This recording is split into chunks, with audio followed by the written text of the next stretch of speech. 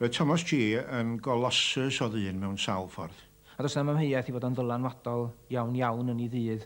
Fel cyhoeddwr, fel argraffydd. Mae'n anodd credu bod Thomas G wedi torri'r gyfraith. Rhytau MI5 yn bod yn y cyfnod hwnnw, mi fysa yna ffail drwchus iawn iawn ar Thomas G. Nid dwi'n gofyn bywyd moethus, a'r y byd na'i berlau man. Gofyn rwyf am galw'n hapus, calon onest, calon lan. Calon lan yn llawn daioni, te cachiwn ar lili dlos. Does ond calon lan all ganu, canu'r dydd a chanu'r nos.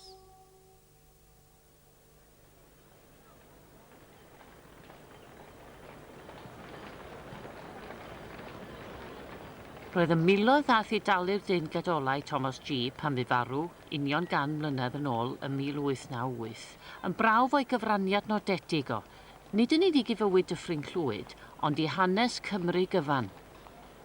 Mi roedd crebrwn Thomas G yn ddigwyddiad mawr iawn yn hanes Dinbych. O'na 4 safle lle roedd pobl yn dechrau'r daith ac maen nhw'n dweud bod y dyrfa am di lawr stryd y Dyffryn yn filltir o hyd. Felly, nid yn unig o'na lawer o bobl yma, ond o'na lawer o bobl bwysig yma. Pobl wedi tyrru o bob rhan o Gymru. O'na drenau yn cychwyn o dde Cymru, o dde Orllewin Cymru, o dde Ddwyrain Cymru, ar wahân i ardal Lerpwl a ffordd hyn ac o Lundan. Oedden nhw'n dod o bob cyfeiriad. Dwi'n meddwl bod y ffaith bod yna gymaint o bobl wedi troi allan ar ddwrnod i angladd o yn profi bod o'n ffigwr mor ganolog ym mywyd Cymru yn y cyfnod hwnnw.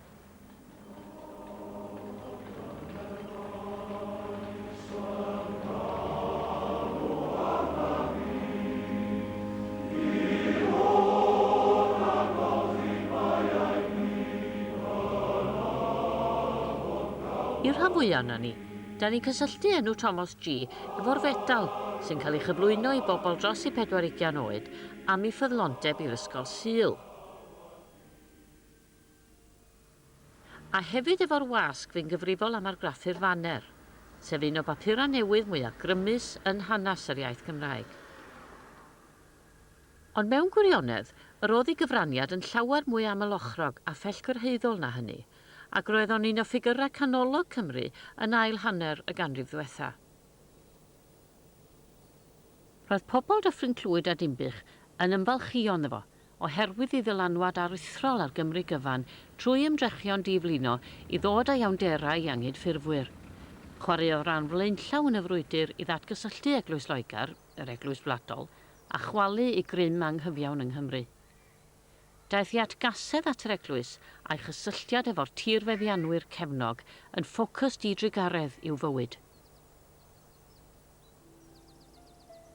Ganwyd Thomas G ym 1815 yng nghanol y chwyldro diwydiannol i deulu dosbarth canol, roedd ei dad yn Sais ac yn fwy arwyddocaol yn eglwyswr. Mi ddaeth o Gaer i helpu sefydlu gwasg yng ngogledd ddwyrain Cymru. Mi sefydlwyd y wasg yn y flwyddyn 1808 yn Rhuthun, gan Thomas Jones. Ac yn 1814 fe brynwyd y wasg gan Thomas G y tad a sefydlu yn Nimbach.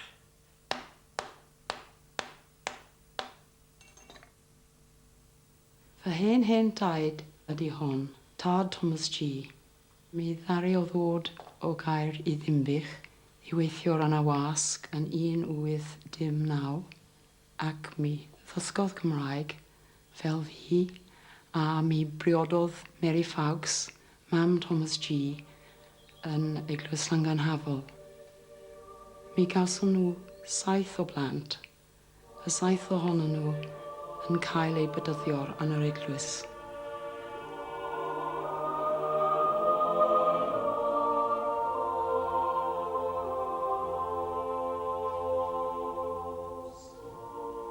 Wrth gwrs, mi roedd Thomas G y tad yn eglwyswr. Eglwyswyr oedd ei deulu o, ond oedd o'n gweithio wrth gwrs i aelod blaenllaw o'r Methodistiaid Calfiniaid, Thomas Jones. Mi roedd Thomas G y mab wedi dod dan dylanwad gweddw Thomas Jones, Mary Jones, oedd yn byw yn yr hen gartre yn Bryn Disgwylfa, ac mi roedd na ryw fath o gylch llenyddol yno, oedd y plentyn ifanc yn mynd iddo fo. A does ddim amheuaeth o gwbl mae o dan i dylanwad hi y troth o at y Methodistiaid, ac oedd o'n 15 oed ar y pryd yn neud cais i ymuno efo'r achos yma yn y Capel Mawr. Tyfodd y Methodistiaid Calfinaidd allan o'r eglwys sefydledig, yn bennaf oherwydd y methiant i'w cymryd nhw o ddifri, yn yr ystyr bod eu crefydd nhw yn fwy bywiog, pwyslais ar ysbrydolrwydd, a theimlad bod yr eglwys bellach yn rhy farwaidd ar eu cyfer nhw.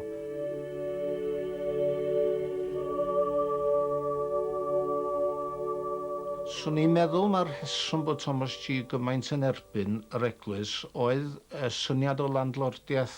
Oedd o'n erbyn bobl y wal fawr a'r ffaith i bod nhw'n dal gymaint o diroedd a bod nhw'n dylanwadu gymaint trwy'r esgobion a'r reithoriaid a'r viceriaid ar y werin bobl.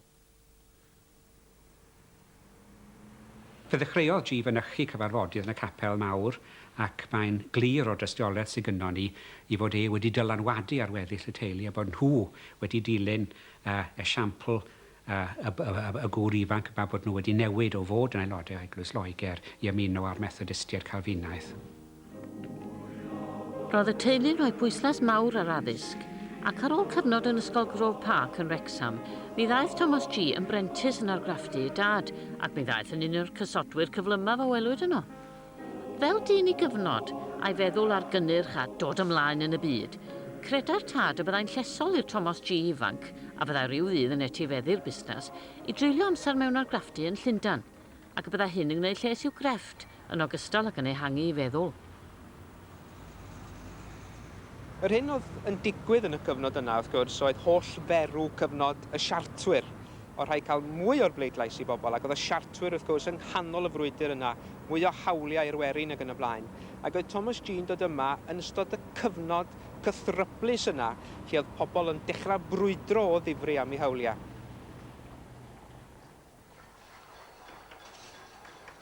Y cwmni cyntaf raeth o atyn nhw oedd Aaron Spottiswoode, oedd yn argraffu dipyn i'r Senedd, ac felly mi ddysgodd lawer am wleidyddiaeth ac am bynciau llosg y dydd, yn ogystal â chael gwybod sut i redag busnes yn effeithiol. Byddai dad yn cadw llygad barcud ar ddatblygiad gyrfa ei fab.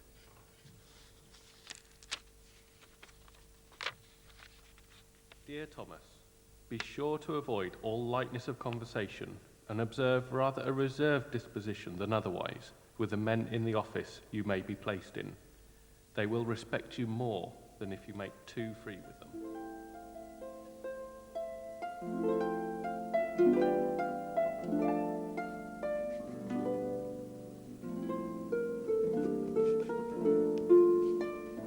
Cyhoeddi mae'n debyg oedd un o'r diwydiannau newydd, ac mi roedd o, wrth gwrs, yn ddiwydiant poblogaidd, yn ddiwydiant oedd yn gallu cyrraedd a dylanwadu ar lot o bobl, felly mae'n amlwg y byddai cyhoeddwyr yn bobl bwysig. Ond oedd yn hefyd bownd o fod yn bobl fentrus, achos mi roedd o'n ddiwydiant newydd, ac mi roedden nhw yn gorfod mentra i werthu, mi roedden nhw'n gorfod ffindio marchnadoedd iddyn nhw hunain.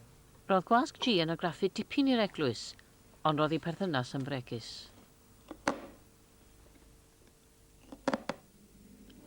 Dyma'r prif reswm dros gyfnod cythryblus y meddwl Thomas G. Roedd o mewn penbleth mawr. Roedd pwysau yna fo i ddilyn ôl troed i dad fel argraffydd, ond roedd ganddo fo awydd hefyd i fynd yn weinidog, ac roedd yr awydd honno yn dwysau. Pe ba'r eglwyswyr yn cael gwybod am ei fwriad, fe allan o droi cefn ar fusnes i dad. Doedd o ddim am weld y busnes yn diodda, ond roedd ei alwad yn gryfach nag erioed.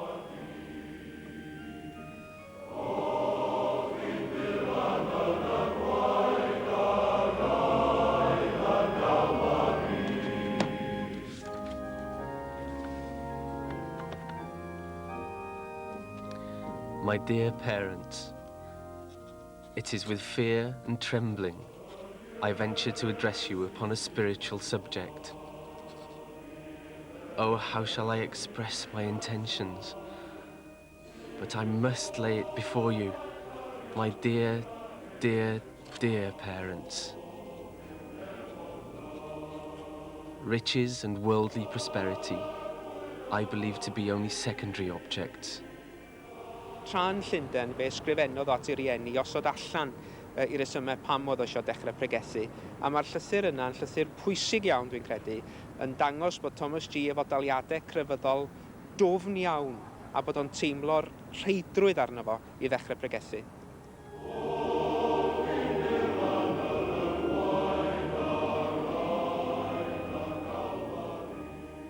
Yn y cyfnod, mae'n debyg, mae'r pilpid a'r wasg, y wasg a'r graffu, oedd y ddwy ffordd orau felly i gyrraedd pobl.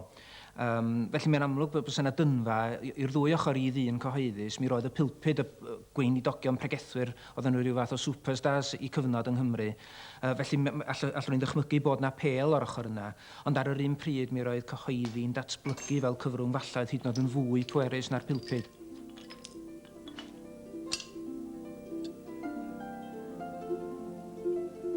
Ar ôl dod yn ôl i Ddyffryn Clwyd, roedd o dim uniogi i feddwl yn wleidyddol ac yn grefyddol, ac wedi penderfynu bod angen gweithredu i adael i farc ar gymdeithas.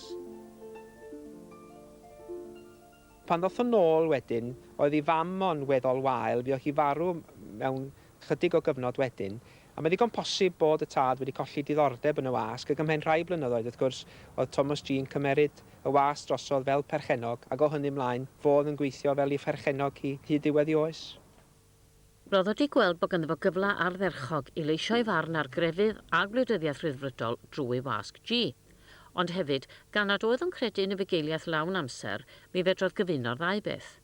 Mi gafodd ei ordeinio fel gweinidog, ac mae'n amlwg oherwydd ei ymroddiad diflino, i fod wedi gallu lledaenu neges trwy'r ddau gyfrwng pwerus hynny trwy gydol ei yrfa. Nid yn unig y mae drwg yn ei ddilyn. Mae'r wolaeth dragwyddol, tân, aniffoddadwy, brwmstan, ond y mae drwg ynddo o ran ei natur. Pwy na'i enaid, pwy na'i gydwybod, pwy na'i meddwl, pwy na'i sy'n fwy na pwy na'i'r corff. Daeth y darlun yn gyflawn wrth i Thomas G briodi Cymraes o'r ardal, Susanna Hughes, Plas Coch. Y briodas yma hefyd yn para trwy gydol ei oes ac fe gawson nhw 8 o blant. Roedd gan y teulu barch mawr tuag ati ymdrechion parhaus fel dyn cyhoeddus i newid yr hyn oedd o'n i weld oedd o'i le yn y gymdeithas.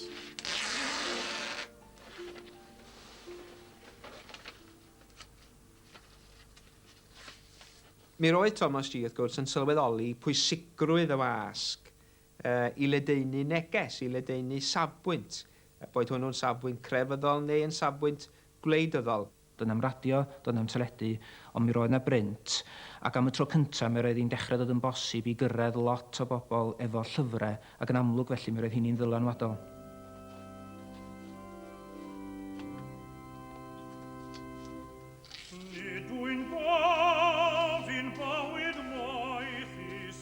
Nid ydym yn gwybod yn bresennol pa un a'i dywelltir melltithion a'r bechaduriaid yn y byd nesaf.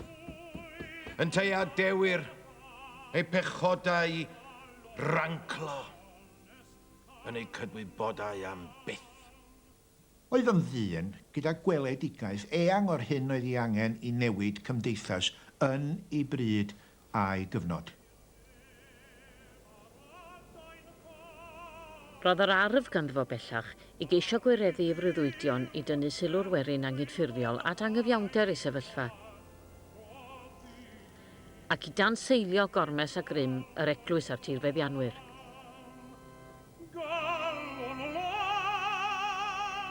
Erbyn hyn, roedd o'n ŵr busnes llawn egni, llawn brwdfrydedd, am weld gwasg G yn dod yn un o'r gweisg pwysica yng Nghymru.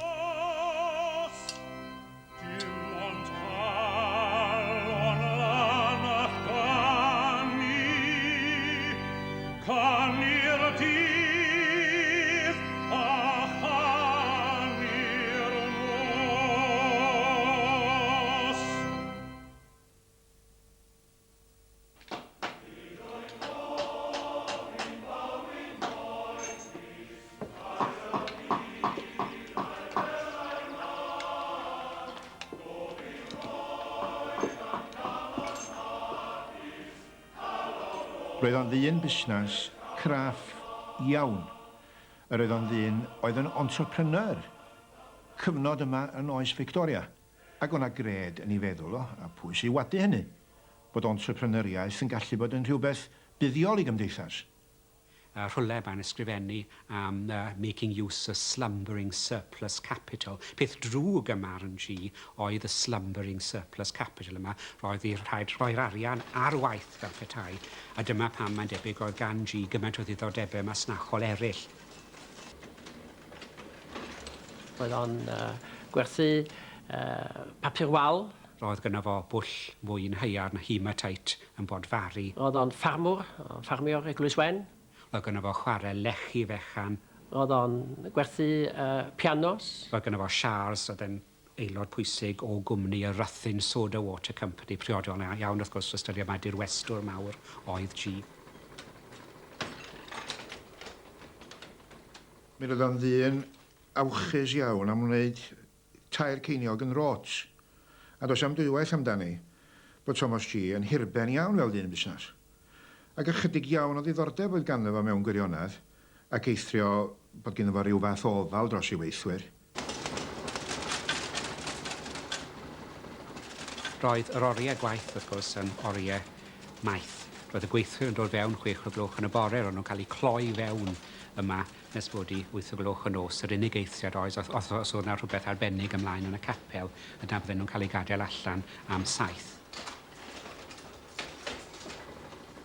Oedd o'n weithiwr caled diarbed ac yn disgwyl i bobl eraill weithio yr un mor galed a fynta. Bydda fo'n un fydda'n llosgi'r ganwyll ar y ddau ben, mynd i mewn i'r swyddfa'n gynnar iawn yn y bore ac yn gadael y swyddfa'n hwyr iawn yn nos ac yn disgwyl i weithwyr o gario'r un commitment. Ac oherwydd yr ymroddiad anhygol yma i'w waith a'r obsesiwn cenedlaethol i gyhoeddi llyfrau addysgol a ddaeth yn sgil brad y llyfrau gleision, mi chwaraeodd Thomas G ran flaenllaw yn y dasg o gyhoeddi rhai o'r chestion pwysicaf y Gymraeg. Mae pawb yn dweud mae'r gwyddoniadur ydy'r fenter gyhoeddi fwyaf sydd wedi bod erioed yn y Gymraeg. Mae'n debyg bod wedi costio tua miliwn yn arian heddiw sy'n dangos i maint i. Ond mae'n debyg hefyd bod Thomas G wedi llwyddo i wneud elw o'r peth. Mae o'n dangos dau beth, dwi'n meddwl. I ddechrau fod Thomas G isio creu encyclopedia Cymraeg, y syniad mewn fod y Gymraeg yn gyflawn, fod popeth ar gael trwy gyfrwng y Gymraeg, yma ddyna syniad. Ond mi roedd na hefyd farchnad i'r peth, mi roedd na ddigon o bobl yng Nghymru oedd yn siarad Cymraeg, a falle dim ond Cymraeg, digon o'n nhw wedi dysgu darllen, ac mi roedd na alw am y math yma o gynnyrch trwy gyfrwng y Gymraeg. Roedd na alw hefyd am gylchgrawn oedd yn apelio at y doeth a'r deallus yng Nghymru, a dyna gafwyd yn y traethodydd. Llyfrau gwybodaeth, ynddo. Llyfrau oedd yn mynd i ddyrchafu pobl. Llyfrau oedd yn mynd i bobl wellau stad a chael fwy o wybodaeth am y cread mawr yma. Yr oedd cyhoeddiadau fel y gwyddoniadur am na lu o bethau eraill cyffelyb nhw yn pwysleisio'r angen, mi ddwedwn ni, pathetig bron am wybodaeth ag addysg.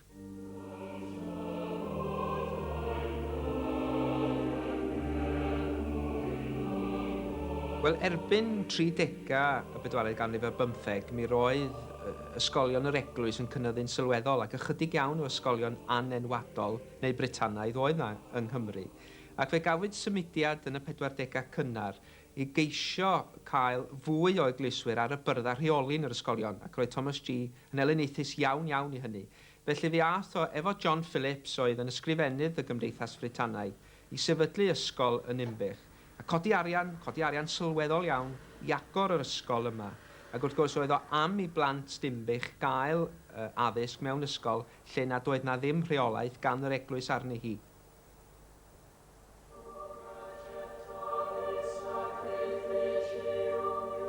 Teimle bellach i bod hi'n amser dwi'n ymlaen i'r wal a thanseilio gormes yr eglwys. A'r achos oedd yn cynnig ei hun iddo fo oedd yr aniddigrwydd ynglyn â thalu treth yr eglwys. Roedd hi'n amser iddo fo weithredu, a bydda'r weithred honno yn ei osod mewn lle amlwg y mywyd gwleidyddol a chrefyddol Cymru hyd ddiwedd ei oes.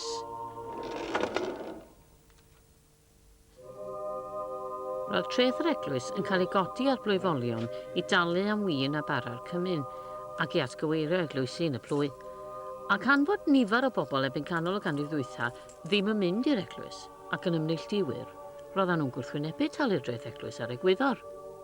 Mi chwaraeodd Thomas G rawn flaenllaw iawn yn y ddadl, a fo oedd un o'r cyntaf yn Inbych i wrthod talu a herio'r gyfraith.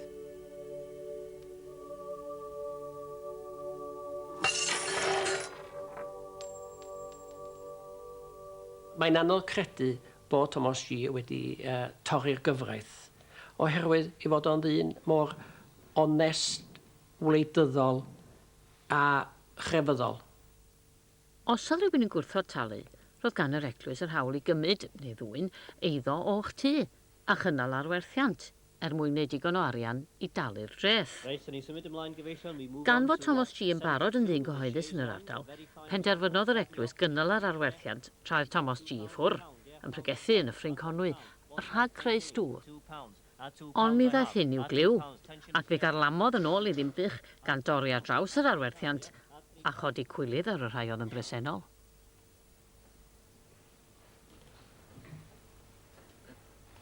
I would like to withdraw my bid. Cymera i te. £3, we sell at £3. Reverend Jones. Penderfynodd wardeiniad yr eglwys brynu'r eiddo, ac fe cynigiwyd yn ôl iddo, ond fe wrthododd. Gan wybod yn iawn, y byddai hyn yn dod â choeddistrwydd mawr i'r achos, ac iddo fo'i hun. Yn yr adeg yma, fe ddoth Thomas G yn ffigwr cenedlaethol, yn person oedd yn fodlon herio cyfraith, fel oedd o'n ei gweld ti, cyfraith anghyfiawn, arwain y frwydr, ac wrth gwrs fe ddidymwyd y dreth eglwys yn ddiweddarach yn 1868. Bellach, yr oedd y stori ar le y dymysg y werin Gymraeg bod y dyn o Ddimbych yn brwydro dros ei hawliau. Roedd ganddo fo gefnogaeth drwy Gymru, a'r gefnogaeth honno a'i ysgogodd i ddatblygu papur newydd, a byddai'n lleisio barn ryddfrydol a dyheadau yr anghydffurfwyr. Ar Fawrth y Bedwerydd, 1857, fe gyhoeddodd yr rhifin cyntaf o Baner Cymru. A 2 flynedd yn ddiweddarach, fe gyfunwyd Baner Cymru a newyddiadur Gwilym Hiraethog, yr amserau, oedd yn bapur newydd pwysig arall yn y cyfnod, a chreu un o'r papurau newydd mwyaf dylanwadol a fu yn hanes y wasg Gymraeg. Baner ac amserau Cymru.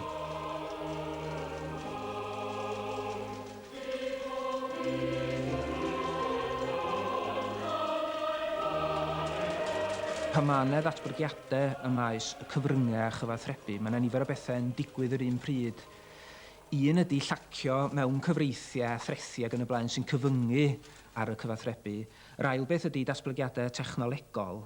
A'r trydydd ydy rhywbeth sy'n creu marchnad newydd y pwysau busnes. A mi ddigwyddodd y cyfan yna yng nghyfnod Thomas G pan oedd y faner ar amserau yn dod at ei gilydd. I ddechrau mi ath y trethu a'r cyfyngiadau yna. Yn ail beth mi roedd y gweisg argraffu yn gwella fel ei bod hi'n dod yn haws i argraffu lot o bapurau yn gynt. A'r trydydd peth yn ôl haneswyr sy'n gwbl allweddol bod y rhywffordd wedi dod i Gymru.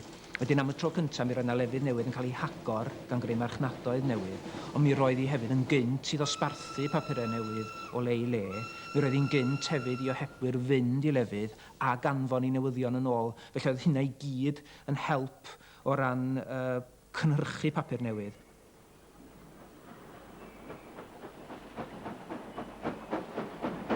Mae yn syndod i ni feddwl y fath gyfnewidiad mawr a gymrodd le mewn byr amser. Yn ysbryd ein cenedl gyda golwg ar lenyddiaeth newyddiadurol. Mae y newyddiadur bellach wedi dyfod megis un o angenreidiau bywyd, dosbarth lluosog iawn i'n gwlad. Creu trysor, dwi'n meddwl, i amcan o. Creu rhywbeth y bydda Cymru, Gymru Gymraeg a Gymru anghyffurfiol yma. Sef y Gymru oedd yn cyfri i raddau helaeth yn y cyfnod hwnnw. A bydda nhw'n edrych arno fo fel rhywbeth oedd yn rhyfeddol ac yn wahanol ac yn newydd, ac bydda nhw'n deud yn Swydd ar Faner gan Mr Thomas G a mae yna rhywbeth gwahanol. A rhywbeth y bydda y Gymru Gymraeg o bosib yn cyffwrdd i cap, iddo fo. Roedd yna elfen felly, dwi'n meddwl, o fod yn crem de la crem. Mi roedd o hefyd yn sylweddoli fel gwleidydd ac fel propagandydd bod angen papur newydd poblogaidd, trafod materion gwleidyddol a chrefyddol yn lleol, y genedlaethol a thramor mewn iaith roedd pobl yn ei ddeall. Ac roedd Thomas G yn gweld y faner fel cyfrwng wedyn i leisio y math o broblemau, math o issues roedd o, wrth gwrs, a newyddus iawn i gweld yn cael ei mabwysiadu.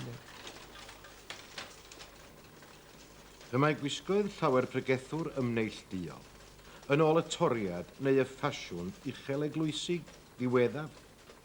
Maent yn gwisgo lifrau'r eglwyswyr a'r pabyddion ar ganol dydd golau. Ac os ydyw ei gwisgoedd yn arwyddion o rhywbeth, maent yn wrthrychau i ofni amdanynt. Un cymhelliad oedd sicrhau cyhoeddusrwydd mawr i'r hyn oedd o'n gredu oedd yn hanfodol ynglyn â newid cymdeithas, sef cael iawndera i anghyffurfwyr a iawndera i denantiaid tir. A ga i ddeud wrthych chi gyfeillion, be nath Sir Watkin wedi'r etholiad? Codi renti 11 o'i denantiaid fel cosb am wrthod fotio i Mr Wyn yn groes i'w cydwybod. Troi 5 o'i denantiaid allan o'i ffermydd am fotio yn ôl i cydwybod. Cywilydd arno. Mi roedd ganddo fo atgasedd at yr hen dirfeddianwyr tir mawr, a'i gyfrwng o i newid hyn oll oedd y faner. Dar yr un pryd, roedd Thomas G hefyd yn ddyn busnes, ac oedd o am wneud arian. Cywilydd! Cywilydd arno! Dwi'n meddwl bod Thomas G wedi gwneud ei ffortiwn. By'n gysurus, dwi'n dweud hynny. Gysurus iawn iawn. Ond mae yna ddyhead yna am ofalu, am bod isio gofalu am gymdeithas gyfa. A dwi'n meddwl bod hynny yn Thomas G, bod o'n gweld ei hun fatha rhyw dad neu fugail neu pater familias Cymraeg mawr, a bod o iawydd o am gyfannu ac am warchod. Yn sicr, roedd o wedi creu papur newydd pwysig byddai'n herio anghyfiawndera llawer iawn o Gymru'r cyfnod ac yn credu'n ddiamheuaeth bod Duw o blaid ar hyn oedd o'n wneud. Dwi'n meddwl mae pwysigrwydd y faner oedd bod o wedi lleisio barn boblogaidd y cyfnod. Mi roedd Thomas G yn gwybod be oedd ei angen i werthu papur newydd. Ond nid yn unig oedd o'n gallu gwneud hynny, oedd o hefyd yn medru arwain y farn gyhoeddus.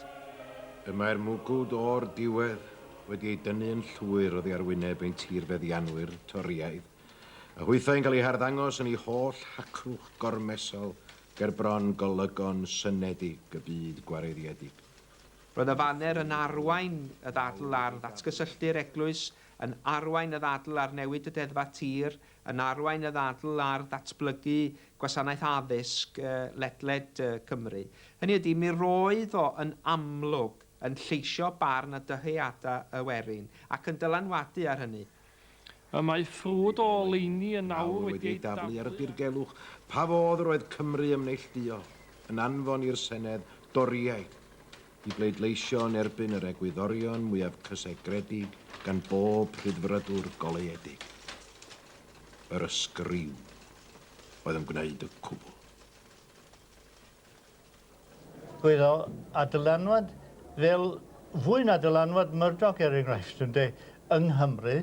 Dywch chi cymharu o a y ffordd mae'r prif weinidog a'i rhagflaenydd wedi bod yn mynd i trio cael Murdoch a Black o'i chochor. Wel, oedd gwleidyddion yng Nghymru yn dod i ddimbych yma i weld Thomas G. Mae yna dystiolaeth bod bobl fel Gladstone a Disraeli a rhain isio defnyddio a cael sylw pobl darllenwyr y faner ac isio defnyddio'r cyfrwng yna, achos oedd hi'n ffordd o gyrraedd darllenwyr yng Nghymru, yr unig ffordd i gyrraedd llawer iawn ohonyn nhw, ac o ran hanes rhydfrydiaeth ac angydffurfiaeth ac yn y blaen, mi roedd Cymru yn bwysig yn y cyfnod yna, mi roedd gwleidyddion Cymru yn eitha pwysig yn y cyfnod yna.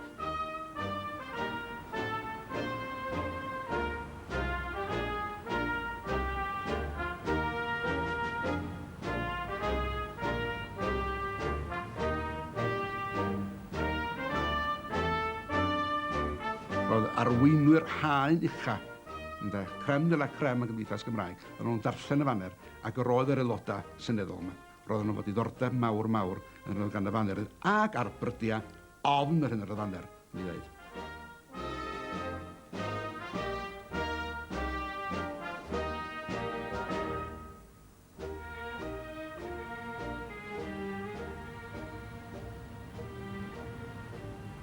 Thomas G hun wedi cael sawl cais i sefyll fel aelod seneddol, ond fi wrthododd o bob ymdrech i'w berswadio fo, achos oedd o'n credu mai fel perchenog gwasg, fel perchenog y faner, oedd o'n gallu gwneud cyfraniad mwyaf. Wrth gwrs mae hynny'n berffaith wir. Lle gorryfedd oedd y Senedd yn y 4eg ganrif ar 15, o lle gorryfedd yw'r Senedd heddi o hyd, faint o bwer sydd gan yr aelod seneddol unigol.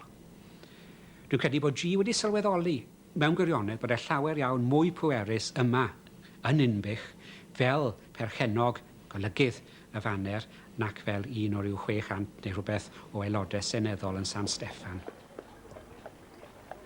Erbyn ail hanner y 4eg ganrif ar 15, roedd Thomas G wedi sefydlu busnes ffaniannus dros ben, a Dimbych wedi troi yn gwch gwenyn o weithgaredd. Roedd wedi mecaneiddio'r wasg gyda'r oes, a'r faner, a'i enw fo'i hun, yn mynd o nerth i nerth. Roedd yr hen ŵr bellach yn cyflogi staff o tua hanner cant, oedd yn dal i weithio oriau meithion i ddal i fyny efo'r gwaith. Yn y cyfnod hwn hefyd, y daeth un o'i feibion, Hywel G, i sefyll wrth ochr i dad yn y crwsad yn erbyn achosion o anghyfiawndera yn y gymdeithas, ac wrth gwrs i redag un o'r busnesau pwysica yn hanes yr iaith. Hon oedd oes air y wasg yng Nghymru.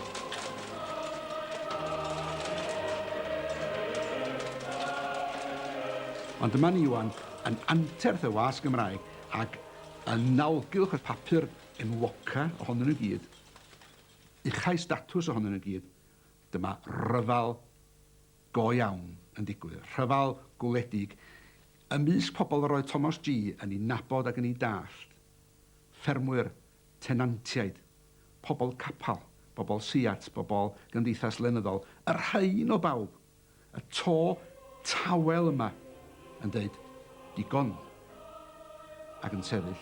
A hynny o fewn, ddech chi, taith, hwylus mewn cab neu mewn trol i swyddo'r faner. Rhodd o'r rhyfel degwm Thomas G.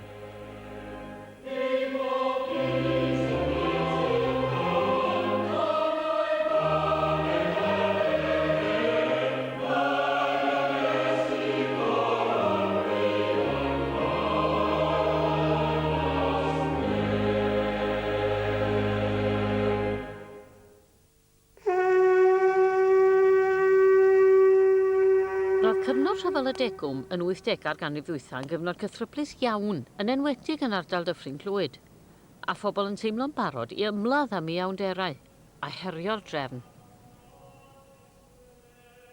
Taliad gorfodol oedd y degwm ers dyddiau'r Beibl. Roedd gan yr eglwys, sef yr eglwys wladol oedd yn rhan o'r sefydliad Prydeinig, yr hawl i fyny 10% o gynnyrch pob fferm, efo'r tenantiad yn gyfrifol am ei dalu. Ond roedd hi'n gyfnod o gynnu economaidd i'r amaethwyr, ac roedd hi'n anodd iddyn nhw gael 2 pen llinyn ynghyd. Hefyd, roedd arian y degwm yn mynd ddim yn unig i helpu rhywfaint ar y ficeriad plwy, ond i dirfeddianwyr Saesnig ac i golega Lloegr. Roedd yna fath cyntefig sylfaenol iawn yn fanna. Roedd nhw'n teimlo bod hawliau, ydych chi, dynol ryw, y pethau, rwy'n gorwedd efo'r hwyr yn codi efo'r medda ceiriog am y ffarmwr Cymraeg, yn berchen ar ei dir ac ar ei gau hun. Ac roedd yna rhywbeth yn hynny, roedd yna ymyrraeth ar hynny gan eglwyswyr pell o'r Rhydychen ar ôl felly. Roedd o'n, dwi'n meddwl, yn beth unol dramatig.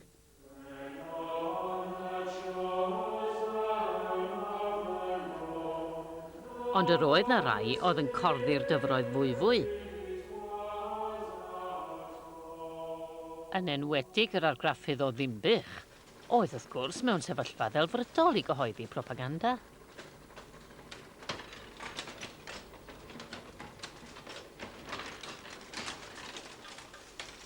Y degwm trwm gormesol. na'r person tew yn glyd. Mynd yn tai gyrad tenau i wneud y gwaith i gyd. Tra mae'r amaethwr drian yn crymu dan ei bwn, ca'r person fyw mewn llawnder ar gynnyrch llafur hwn.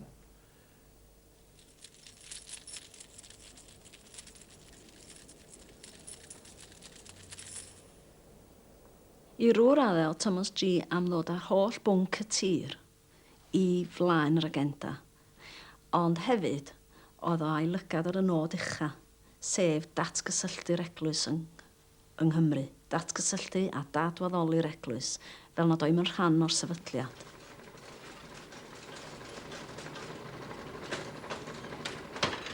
Mae tinc y datgysylltiad i'w glywed heddiw'n dydd, a'r eglwys a'r wladwriaeth wahenir cyn bo hyd.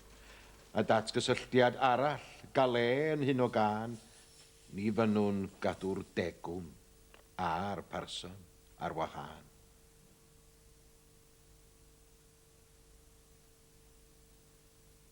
Unwaith yr oedd ffermwr yn wrol yn gwrthod talu, yr oedd na atafeilwyr o gair mawr neu feiliaid yn dod i mewn ac roedden nhw yn cadw stoc y ffarmwr hwnnw ar gyfer cael ei werthu, ac yn y gwerthu neu o bris y gwerthu roedd y degwm yn cael ei dalu, plus, a mae hyn yn ddiddorol, mi yna arian ychwanegol a costa wedyn am yr holl strach hefyd yn cael ei godi arnyn nhw. Oedd y fanner yn cymryd mantes o hyn, wrth gwrs, fel propaganda gwych, ynde, bod yr eglwys yn dangos cynlliad o drigaredd tuag at ffermwyr.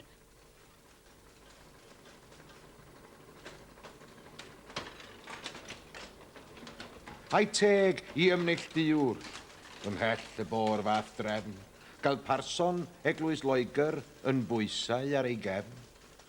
Rhwng ddeall i'r llywodraeth, nas mynwn hynny'n hwy, ond mynwn ymneilltio o gadw person plwy.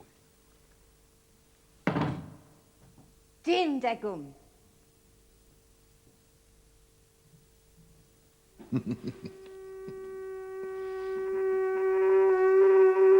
Os bydda ffermwyr yn gwybod y diwrnod fydda'r atafeilwyr yn dod, bydden nhw'n canu'r hyn fydden nhw'n alw yn gorn degwm, fel bod cymdogion yn gwybod, wrth gwrs, bydda'r atafeilwyr yn dod, ac yn ceisio cuddio yr anifeiliaid cyn iddyn nhw gyrraedd.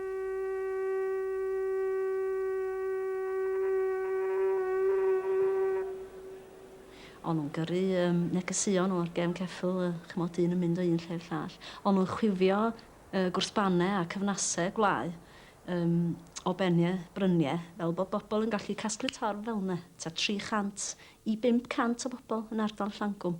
Mewn ardal wledig, gwasgaredig fel yna, a'n rhyfeddol.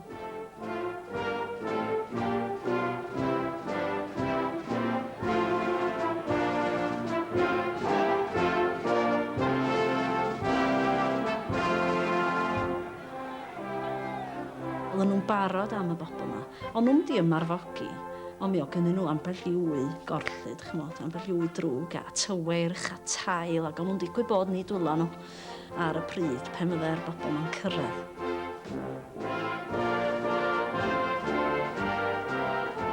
Rhyfal, ac oedd o'n rhyfal, oedd o'n wrthdaro, roedd yna gwffio, roedd yna blismyn mewn brecs yn dod lawr o ddimbach a inspector fy mwstash, ydych chi'n handlebars beic a cansan yn ei cyfeirio nhw, a mi o'na hysteria, mi o'na wartheg yn cael ei rhyddhau i'r lôn, mi o'na ferchad yn sgrechian, maen nhw'n dweud bod yna un dyn wedi cael ei... Wel, o'n gynhyrfus yn dod, oedd o'n eithriadol y gynhyrfus.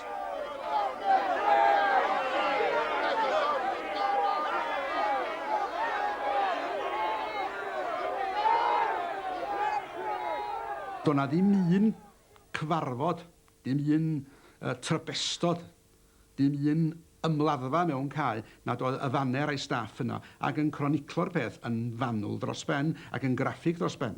A wedyn os oedd angen, ddech chi'n rhaid dipyn bach mwy o goch ar y print, ynde? A dipyn bach mwy o ing a gwau a goch a felly. Yna mi fydda Thomas G. a Hywel G. yn gwneud, dwi'n meddwl bod yna ddoctora wedi bod. Dechreuodd y dyrfa, gynyddu yn dirfaw. Ac yn ei misg, yr oedd amryw gyda chyrn ac yn y blaen.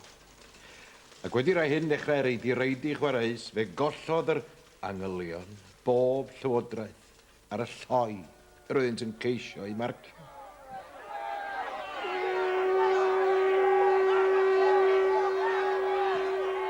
Mae'r ffin yn denau iawn rhwng cael dipyn o hwyl a pethau'n troi'n hyll fel y gnath i yn Llanefydd ac oedd yna deimladau cry iawn yn erbyn yr heddlu fel canlyniad i hynny. Ac fel canlyniad i helynt Llanefydd y daeth yr 9th Lancers i'r dre i amddiffyn yr arwerthwr.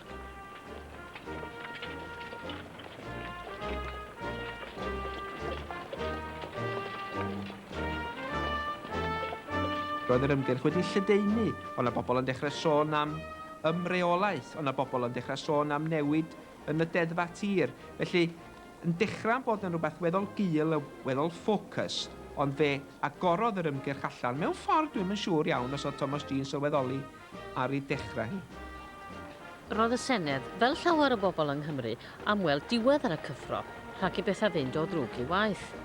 Yn y diwedd, penderfynwyd mae'r landlord fyddai'n talu'r degwm ac nid y tenant. Ond yn sydyn iawn, fe welwyd bod yr rhenti yn codi. Does nam dwywaith fod Thomas G yn cael ei gyfri yn un o brif ysgogwyr y terfysgoedd, ac felly'n arwr yng Ngolwg y Werin, ond yn elyn peryg iawn i bobl y sefydliad. Felly o Thomas G yn ddyn pwysig, oedd o'n ddyn pwysig yn ei gymuned, foedd cadeirydd cynta Cyngor Sir Ddinbych yn 1888, a'r ironi ydi bod o'n eistedd ar bwyllgor ond yn rheoli'r heddlu. Sweet revenge.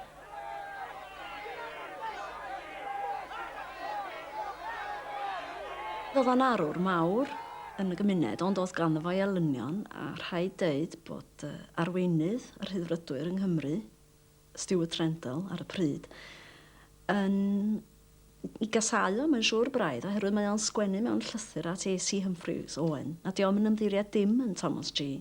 Mae o'n ei alw fo yn groes rhwng fanatic a bwli.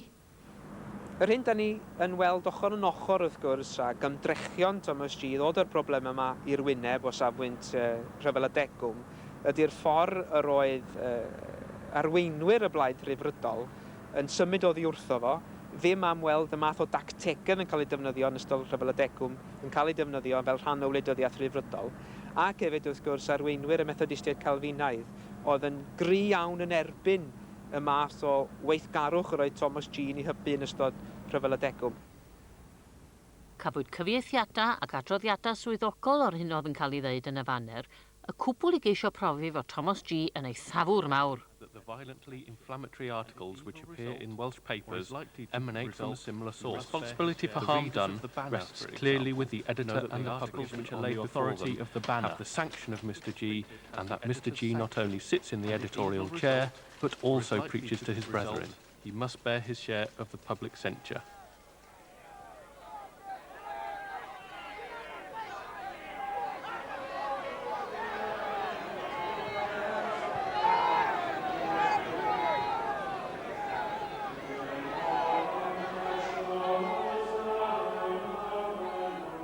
Buwch gysegredig fawr Thomas G drwy yrfa oedd datgysylltu a dadweddoli'r eglwys. Roedd Lloyd George i ddefnyddio'r pwnc hwnnw fel llwyfan i gael ymreolaeth i Gymru, fel cyngor etholedig i ddosbarthu arian y degwm. Mi roedd Thomas G yn 80au ganrif ddiwetha yn amharod iawn i gefnogi Lloyd George pan gododd o'r cwestiwn o ymreolaeth i Gymru cyn i Lloyd George fynd i'r Senedd. Nad oedd o ddim yn frwd iawn o blaid mudiad Cymru Fydd ar y dechrau, fe ddoth yn aelod blaenllaw o'r mudiad cyn diwedd ei oes, ac mi roedd o gefnogaeth amlwg iawn i Lloyd George, pan geisiodd Lloyd George droi mudiad Cymru Fydd yn fudiad gwleidyddol go iawn. Poor little Wales. Mae syndod meddwl yn bod ni fel Cymru wedi dioddau mor dawel yng ngwyneb y sarhad a'r dirmig yr ydym wedi derbyn oddi ar ddilor Saeson. Pe baem yn clwyfo anifeiliad. Yn ffaglu y dlannau, pe baem wedi llofruddio rhyw 100 o nadon yr heddwch, ac wedi saethu dwsin neu ddau o brif swyddogion y llywodraeth. Pe baem wedi tanio ar balasau, wedi codi yn mobs aflywodraethus ar hyd a lled y wlad, bues am wedi cael ein hiawnderau ers llawer dydd.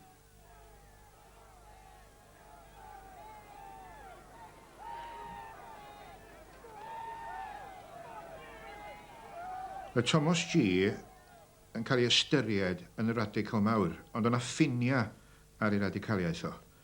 Radicaliaeth wledig oedd ei radicaliaeth o, yn ymwneud yn bennaf â chael cyfiawnder i denantiaid a perchnogion bach. Roedd ei gyd-ymdeimlad efo'r ffermwyr yn hytrach na efo'r gweithwyr fferm. Oedd y gweithwyr fferm yn iawn os ydyn gwestiwn o godi riat, a mewn gwirionedd, y cwestiynau llosg yn rhyfel y deg, bod cwestiynau oedd o ddiddordeb i'r ffermwyr yn hytrach na'r gweithwyr fferm. Yn ei gyfnod o yn yr 80au a'r 90au, mi dyfodd na yng Nghymru fudiad undebol i weision ffermydd. Ychydig iawn o gefnogaeth roddodd Thomas G i'r math yna o beth. Mae na gofnod anecdotaidd bod chwarelwyr wedi dod o'r penrhyn yn nghanol y 90au i geisio cymorth y faner mwyn iddyn nhw gael cyfle gwell. Ac mi ffendiodd nhw ar Stepan Drws G yn Ninbych bod gweithwyr y faner yn cael llai o gyflog hyd yn oed nag oeddan nhw'n gael. Roedd na ddeuoliaeth bendant yn perthyn i'w gymeriad a'i ddaliata. Ac i fod o wedi fynysu ar ddiwedd ei oes, ac gwleidyddion newydd mwy radicalaidd wedi ei ddiweddyd, dos nam dwywaith i fod wedi bod yn gyfrifol am ddod â llawer iawn o anghyfiawndera i ola dydd, roedd o wedi breinaru'r tir. Na welodd o lawer iawn o'r hyn roedd o wedi brwydro drostyn nhw yn dwy'n ffrwyth, fe weithiodd yn ddiflino hyd at ddiwedd ei oes.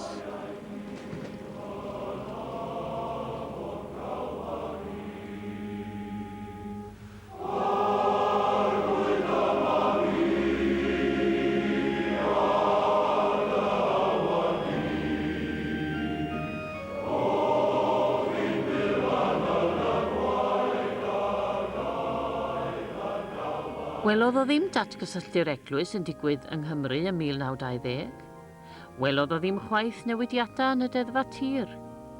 Ond bellach, gan mlynedd ar ôl i farwolaeth, mae'n modd edrych yn ôl a gweld darlun amalochrog o'r dyn cymleth hwn a chwaraeodd ran mor flaenllaw wrth liwio'r hyn roedd Cymru am fod yn hanner cyntaf yr 20fed ganrif. I've learned enough Welsh to read the Covenant by T. Gwyn Jones, and I'm amazed really at his achievements. He made a great contribution to his life in Wales, to education, justice certainly, and the liberal cause. But he was also very concerned about Denbigh and the culture of Denbigh and the surroundings. And I think he really did his best for Denbigh.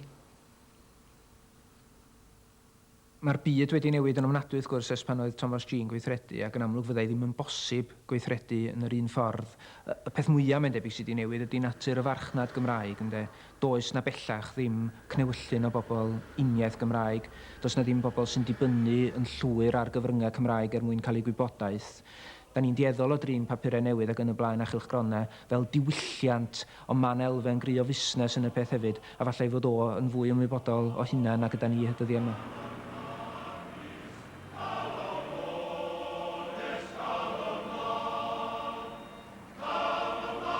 Roedd Thomas G yn arwr, roedd ganddo fo draed o glai, roedd ganddo fo ddelfryda, roedd ganddo fo hefyd ystyriaethau ariannol a masnachol wrth iddo fo droedio fel ryw hanner colossus ar draws y llwyfan Cymreig yn y ganrif ddiwethaf.